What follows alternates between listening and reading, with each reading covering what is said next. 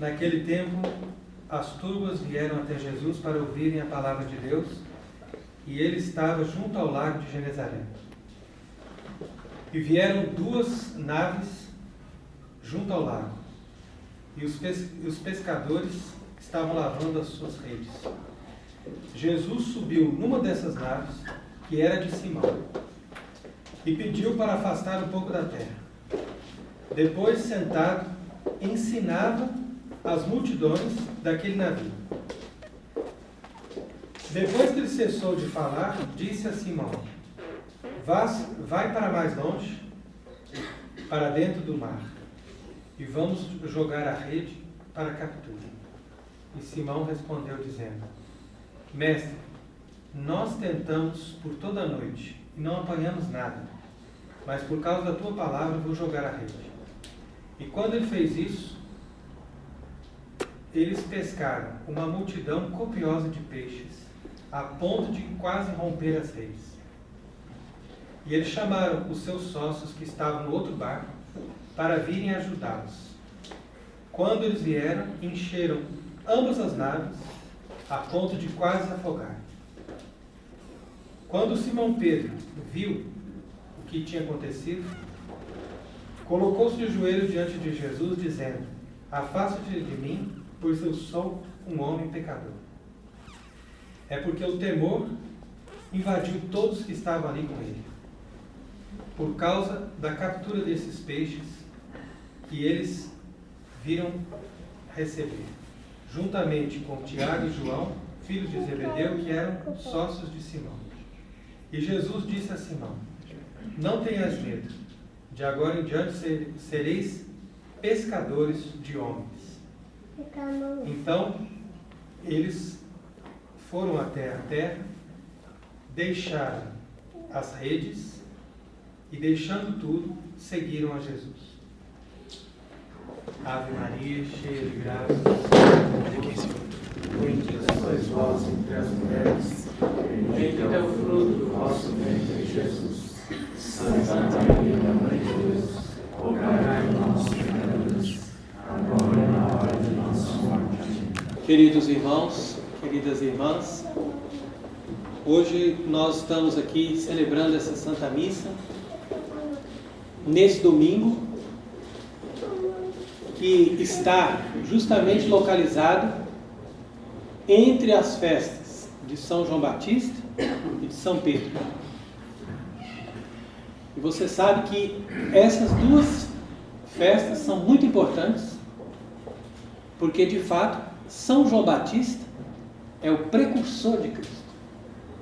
Então, a festa do seu nascimento, nós celebramos ontem, ela prenuncia que o Salvador está vindo, porque o profeta que vem diante dele, nascendo 6 meses antes, nasceu ontem.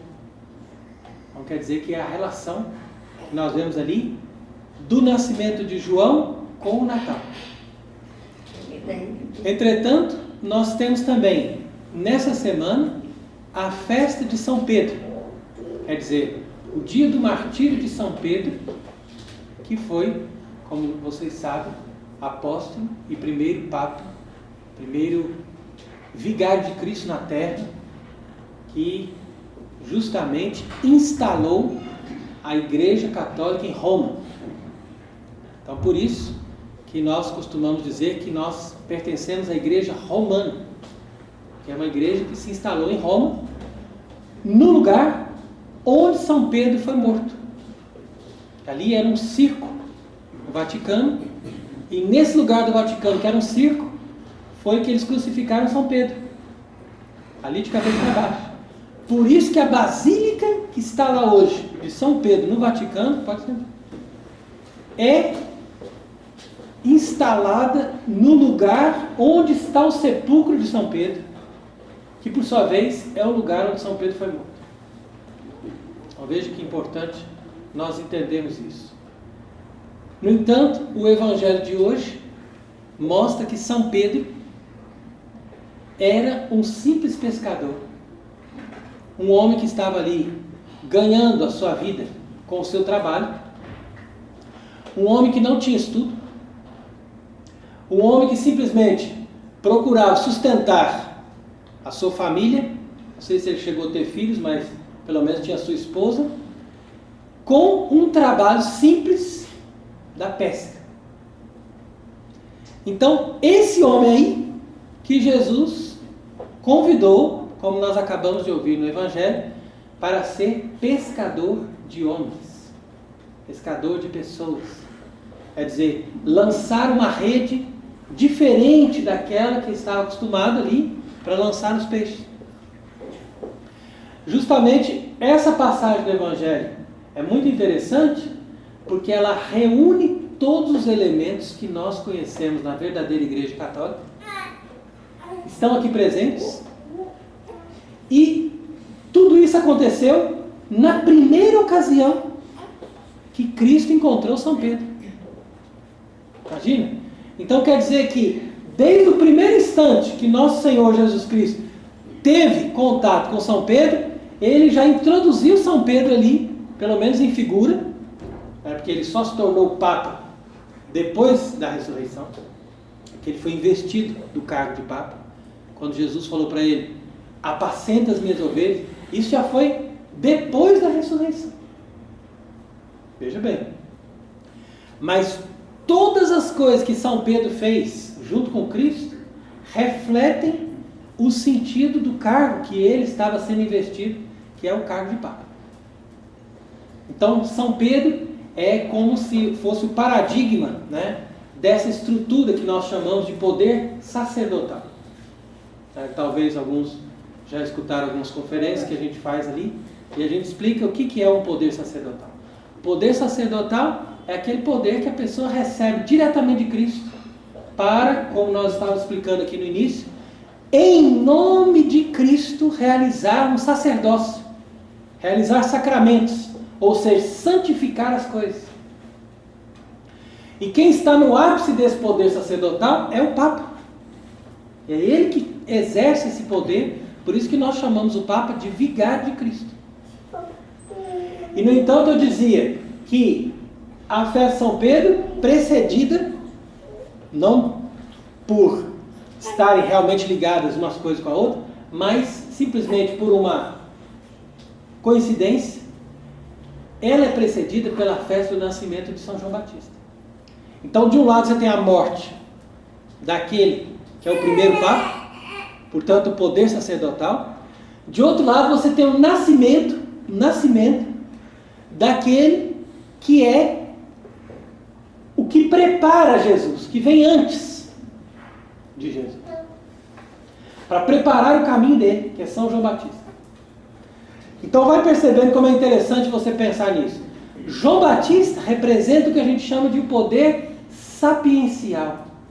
Por quê? Porque ele traz a sabedoria do Antigo Testamento e ele mostra que na sabedoria do Antigo Testamento, ou seja, em todo aquele conhecimento que já existia desde o começo do mundo, estava ali o anúncio daquele Messias, daquele Salvador, daquele Filho de Deus que viria para nos purificar, nos batizar com o Espírito Santo. Então João Batista reúne esse conhecimento e ele diz: ó, é esse aqui a pessoa que nós estamos esperando. Desde o começo do mundo, todo o Antigo Testamento só tem sentido por causa da presença dele. E esse homem é Jesus, Filho de Deus e Filho de Maria. Então estava ali João Batista. E por que fala do nascimento? Porque João Batista vai apresentar Jesus desde que ele nasce, desde que ele está no ventre da mãe.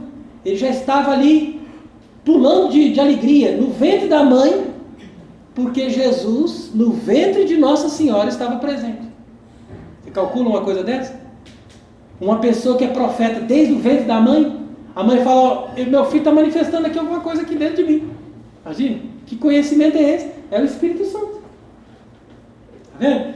Então, o conhecimento vinha ali com João. E a autoridade vinha ali depois com São Pedro. Então, o conhecimento veio desde o nascimento. Por quê? Porque aquele ali já é preparado, já é escolhido, já é consagrado por Deus para levar essa sabedoria, esse conhecimento que apresenta o Cristo. Entendeu? Agora, São Pedro, ele não precisa ter conhecimento. Ele nunca tinha estudado. E o Espírito Santo só iluminou ele mesmo ali depois que ele estava já investido de Papa, recebendo o Espírito Santo no dia de Pentecostes. Então, o conhecimento não era o principal. Não estou dizendo que São Pedro não tinha conhecimento. Claro que tinha. Mas o conhecimento não era o principal para ele se tornar Papa. Mas o conhecimento era fundamental para João anunciar Jesus. Está vendo? Então, é interessante isso, porque as pessoas hoje em dia querem que o conhecimento seja a autoridade. Mas não é. O conhecimento é aquele que mostra onde está Deus, onde está a verdadeira igreja, onde está a verdadeira fé, onde está o verdadeiro caminho para a gente ir para o céu. Isso tudo é João Batista. E nós precisamos desse conhecimento. Mas também nós precisamos do outro lado, que é a autoridade da igreja. Por quê? Porque se eu disser, não, eu conheço qual que é a verdadeira missa, eu conheço qual que é o evangelho, eu conheço tudo, eu vou ensinar para você, mas se eu não estou investido pela autoridade da igreja, eu não passo de um cismático. Eu sou aqui um homem que posso estar falando coisas muito interessantes, mas não passo de um cismático, ou então de uma pessoa que está querendo apresentar ele mesmo para criar uma nova igreja, uma nova seita. E nós já estamos cheios, já tem muitas seitas por aí, ó. Ninguém precisa de mais seita e nem de mais igreja, né? Nós já passamos em frente de uma ali que é gigantesca, né? Então, quer dizer, já está bom, já está cheio de igreja e de seita por aí. Então, por que eu estou falando essas coisas? Para que vocês façam essa ponte, entendeu?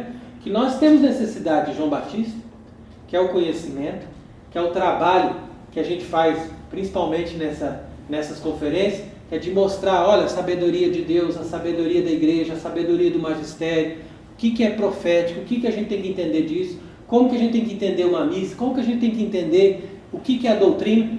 Tudo isso aqui faz parte desse carisma que a igreja dá para João Batista e para todos aqueles que anunciam a palavra de Deus. Eles vão pelo conhecimento. Mas, do outro lado, tem também a autoridade. Portanto, quando Jesus, no evangelho aqui que nós acabamos de ler, foi ensinar o evangelho para as pessoas, tinha lá uma multidão de gente, veio atrás dele. Ele não ficou na praia junto com as pessoas. Ele subiu na barca e ainda falou para São Pedro, afasta um pouquinho da barca, por favor. Afasta do mar. Afasta que entra aqui 20 metros para dentro do mar, que eu quero ensinar as pessoas longe delas, entendeu? Com uma distância. Elas vão perceber que entre eu e elas tem uma distância, entendeu? Foi assim também, a gente chegou aqui, a gente já pediu para tirar uma fila aqui, né? Falou assim, ó, mais distância, entendeu? É exatamente o que diz aqui no Evangelho. Por quê? Porque ele vai ensinar uma coisa, e ele vai ensinar aquela palavra de Deus com aquela autoridade. Então, o fato dele ensinar mostra que ele está ali. Não estou falando de Jesus enquanto Deus, enquanto o único Salvador, mas estou falando dele como se fosse apresentando-se como ministro de Deus. E apresentando-se como ministro de Deus, ele vem para ensinar. Portanto, ele tem ali o conhecimento. Mas ele também tem que mostrar a autoridade. Porque é essa autoridade que dá crédito para que as pessoas acreditem naquele conhecimento e para que eles digam, não, aqui completou o ciclo da religião.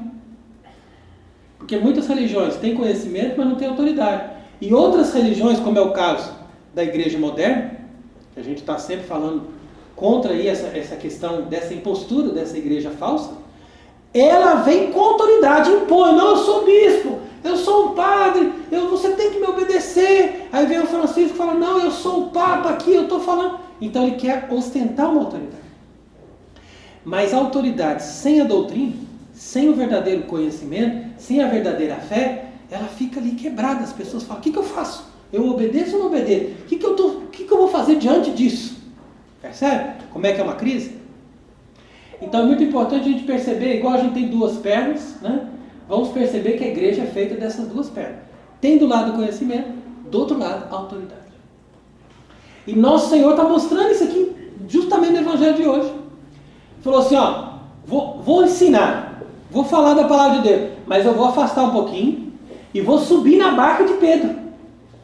É a mesma coisa que eu estou fazendo agora. Eu estou afastado um pouquinho, estou num degrau aqui, ainda bem que tinha um degrau aqui, porque isso aqui é importante. São coisas que tem nas igrejas para mostrar, ó, ele está num grau diferente, ele está falando com autoridade. Não é qualquer coisa. Antes até eles colocavam ali um púlpito, né? Uma pessoa subia degraus e ficava alto lá na igreja. Porque essas coisas mostram a autoridade daquela pregação. Até os protestantes imitam isso. A igreja católica acabou com esses púlpitos, quebrou tudo, jogou fora. Mas tem igreja protestante que você entra que o pastor sobe lá em cima. Percebe? Por quê? Porque para mostrar a autoridade, da onde está vindo aquele conhecimento? De uma autoridade. Mas eu não estou pregando para você nem sequer uma vírgula sem estar dentro da barca de Pedro. Entendeu? Assim como Cristo nos ensinou aqui nesse Evangelho. Então, antes de eu falar qualquer coisa, ou antes de eu me apresentar dizendo, não, eu sou Frei Tiago, eu moro não sei aonde, eu vivo não sei aonde. Não. Eu venho dizer, ó, eu estou aqui me apresentando como ministro da Igreja Católica e eu estou falando da barca de Pedro. E se alguém disser que eu não estou falando da barca de Pedro, que venha provar que eu estou fora da barca de Pedro. Que ele prove. Ele que tem obrigação de provar que nós estamos falando com a nossa própria autoridade. E isso é falso.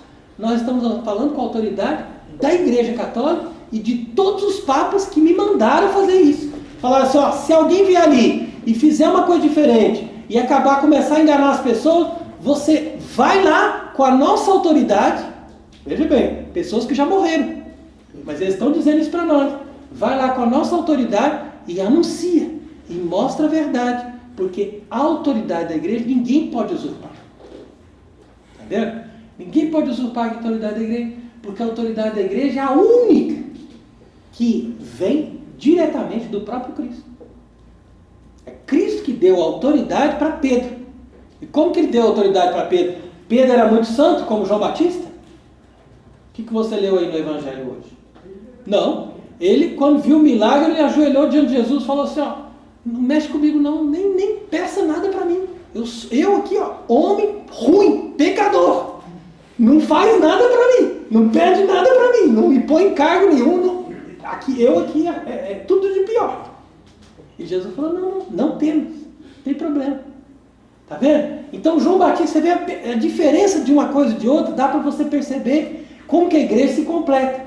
Um é o carisma, um é a pregação, um é aquele que vem com a sabedoria e com a santidade de vida. Esse é João. Então ele tem que vir antes assim, porque é ele que vai apresentar Jesus. Se ele não tem essa força toda, ele não apresenta ninguém. Você fala, você não tem nem exemplo para você vai apresentar quem? Entendeu? Então isso é João Batista. Agora São Pedro está do outro lado. São Pedro, pecador. São Pedro, conhecimento, pouquíssimo. São Pedro, força espiritual dele mesmo, quase nada. Mas ele é escolhido. Jesus investe ele ali, é ele que tem autoridade. Acabou. E ele tem assistência de Deus. Então é assim que nós devemos entender um papa. Um papa, ele não precisa ser um gigante da fé. Ele não precisa ser um santo como São João Batista. Ele não precisa ser um homem que tem todo o conhecimento, que fez todos os doutorados. Não precisa. Ele só precisa ser legítimo. E para ele ser legítimo, ele tem que ser pelo menos um São Pedro da vida, alguém que diz, Senhor, estou aqui para te obedecer. Só isso. Para te obedecer e obedecer todos os verdadeiros papas. Por quê? Porque ninguém pode chegar lá e falar assim, não, vou criar uma igreja nova, esquece os papas do passado. Isso não existe. Nós não podemos deixar de dizer isso. Que nós nos apresentamos como pessoas que estão fazendo simplesmente o que a Igreja Católica sempre mandou fazer. Celebrar esses sacramentos e anunciar a palavra de Deus conforme a doutrina católica. E se hoje nós estamos numa crise de conhecimento por causa da mentira que existe no mundo, a mentira dissimulada, que é muito forte, e numa crise de autoridade, porque essas autoridades não são verdadeiras, não vêm de Deus, e não são aprovadas por Deus. Então, nós precisamos, mais do que tudo, desse discernimento, dessa constância na fé, desse apoio espiritual, para nós não sermos enganados. Porque se a pessoa for enganada, não vai ser por culpa minha, porque eu estou fazendo a minha parte para mostrar que eu mesmo tinha, infelizmente, sido enganado por muitos anos, e por graça de Deus, não sei por que milagre, eu consegui perceber, ó, isso aqui é falso, isso aqui não é bom, isso aqui não vem de Deus, e consegui entender o problema. Por isso que Jesus, quando falou aqui para Pedro, falou assim, ó, nós vamos pescar, mas nós vamos primeiro mais lá na frente, do que in alto, que fala a expressão em francês, em latim, né?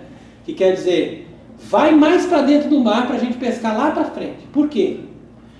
Porque nos tempos onde a igreja entrava na vida das pessoas facilmente, nos tempos antigos, que as pessoas tinham outra mentalidade e que o poder temporal ajudava, tudo facilitava a igreja, então a igreja falava assim facilmente, as pessoas vinham ali, a multidões.